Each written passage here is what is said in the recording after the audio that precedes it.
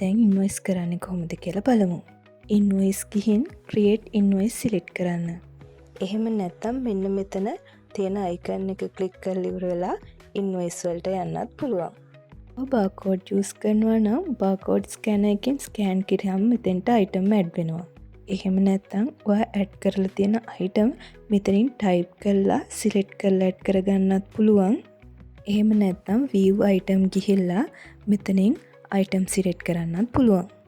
අදාළ විදිහට අඩු වැඩි කරලා item ඇඩ් කරගන්න පුළුවන්. ඔයා item ඇඩ් කරලා ඉවර වෙලා මෙතනින් ඔයාට කස්ටමර්ව ඇඩ් කරගන්න පුළුවන්. එහෙම නැත්නම් ඔයාගේ දැනටමත් ඉන්න කස්ටමර් කෙනෙක් නම් මොබයිල් නම්බර් එක දුන්නාම මෙතෙන්ට කස්ටමර් ඇඩ් වෙනවා. ඉන්වොයිස් එක ක්‍රියේට් කරලා අවසානයේ ඔයාට අවශ්‍ය විදිහට පේමන්ට් මෙතඩ් එක සිලෙක්ට් කරලා save and print දෙන්න.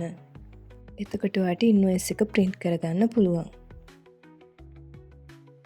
අපි ක්‍රියේට් කරන ඉන්වොයිස් එක ඉන්වොයිස් ලිස්ට් ගිහිල්ලා අපිට බලා ගන්න පුළුවන්. ඉන්වොයිස් ලිස්ට් ගියාට පස්සේ අපිට මෙන්න මේ විදිහට ඉන්වොයිස් ලිස්ට් එක බලා ගන්න පුළුවන්.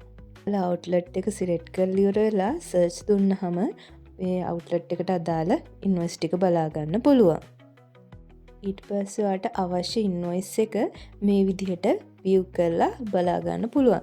මොනවාද සේල් කරලා තියෙන item එක මොනවාද, quantity එක කොච්චරද, price කොහොමද කියන එක බලා ගන්න පුළුවන්.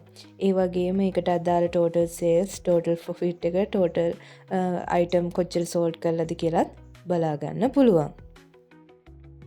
ඒ වගේම ඔයාට අවශ්‍ය නම් ඉන්වොයිස් ලිස්ට් එක CSV ෆයිල් එකක් විදිහට ගන්නත් පුළුවන්. එහෙම නැත්නම් PDF එකක් විදිහට print කරලා අරගන්නත් පුළුවන්.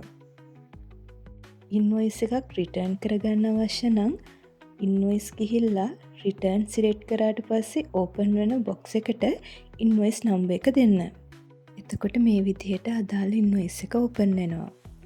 අවශ්‍ය චේන්ජ් එක කරලා ඉවර වෙලා save බටන් එක ක්ලික් කරන්න.